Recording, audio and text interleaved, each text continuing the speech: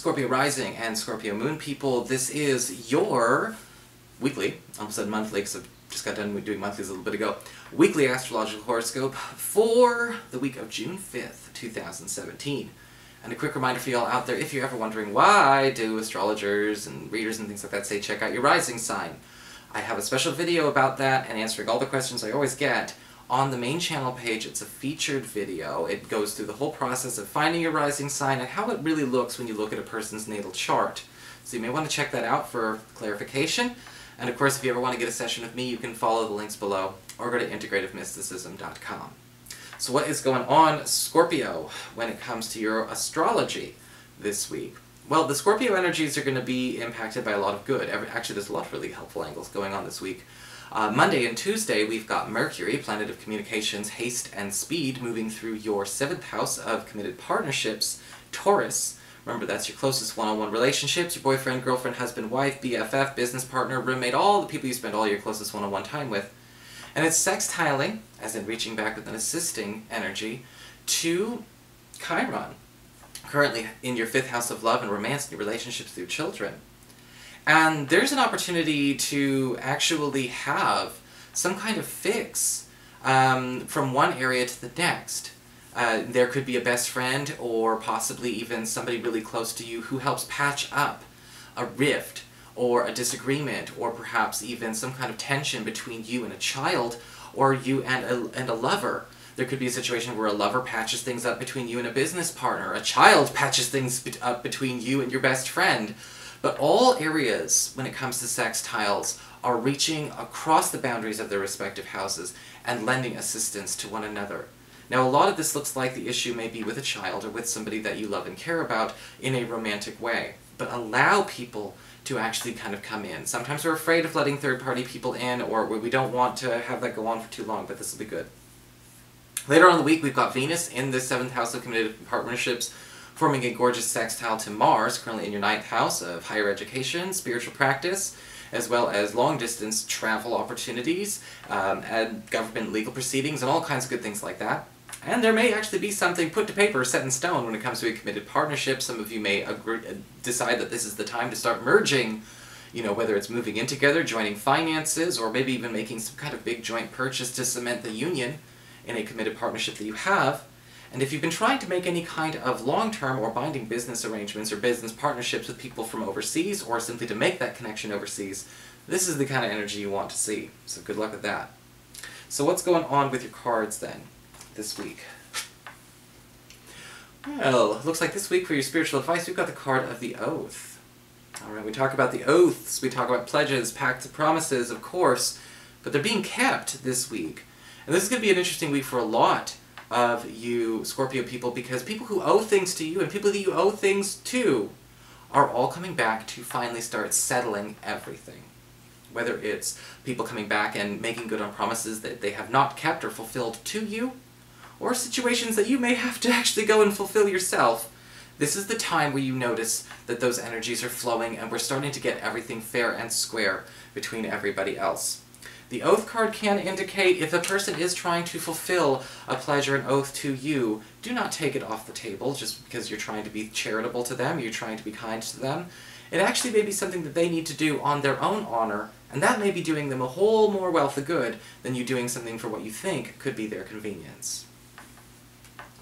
For your Earth sector, when it comes to your work and finances, we do have the 5 of Swords reversed.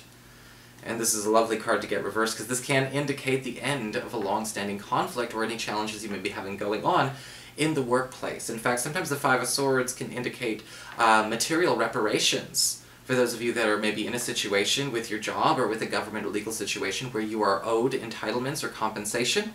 Or with the 5 of Swords reversed, you could be even patching up with a coworker or a business partner or even a boss that you have not been exactly having the easiest time with. The 5 of Swords reversed can also indicate maybe a refund or something that was made in error coming back to you. But again, we're trying to fix a problem that should not have been. This is a very nice angle to see. For your communications with air, when it comes to your friends, your relatives, and the others in your life, we have the High Priestess upright. And again, somebody's going to be volunteering their time and their energy to sort of be your go-between, your personal gopher, even though that's not necessarily the nicest thing to say. With the High Priestess upright, this may actually be somebody who wants to sort of almost play the role of talent manager, talent agent, or personal assistant to you this week. They may be trying to hook you up with an agency, a person, or an opportunity that is absolutely right for you, but they may be the only one who can actually do it. And luckily, they're the ones who are volunteering their time. If you're not necessarily sure if you trust people to set you up in these kinds of situations, give the High Priestess here a chance when she shows up. Maybe a male, but I am holding a priestess. Because you may actually find that whatever they're getting done is a lot faster, and a lot more easy to do, and a lot less costly when it comes to time and resources than if you were trying to do it all on your own. Your challenge this week with fire is the Hermit card, reversed. Coming out of hiding. Okay, releasing yourself. If you've been in a situation where you've been holding back for whatever reasons, you know, Scorpio, maybe you've been taking a bit of a retreat. Maybe you have been withholding information, time, or energy from a certain group or a certain person. Maybe with the Hermit card reversed, you're being told to speak up, finally. You know, give in your 2 cents in a situation where you may have been holding back for other people's sake. Or you may be finding that it's time to actually reunite with somebody that you've kind of kept at a distance as well, that you actually have a strong bond with. The opportunity will be there. And again, patching up with the Hermit card reverse, or getting that gap in our alone time out of the way, may be exactly what all these times and these energies around you are calling for. It may be the hard thing to do, especially if we're not necessarily on good terms with this relative, or this friend, or this love interest. But with the Hermit card reverse, it is, you know, telling you, like, there's a reason we're not able to replace this person right now, or what they can do for us. For your emotions with water and your romantic life, we do have the 8 of Cups, reversed. And I do have a feeling a lot of you Scorpio people may actually be revisiting a romantic opportunity or a romantic situation that you did take some distance from for whatever reason. Or if you feel like maybe somebody has drifted apart from you, they may be boomeranging back into your space this week. For a lot of you single Scorpios, this could indicate a second chance with somebody that didn't have the right chance to start. For those of you who are currently coupled, the 8 of Cups reverse is a little bit different. You and your partner, I feel, are actually going to be agreeing on the need to pull away from a situation that does not serve. To pull away from a situation that you've both recently committed to, that you know is not a promise or a pact you want to keep on the table.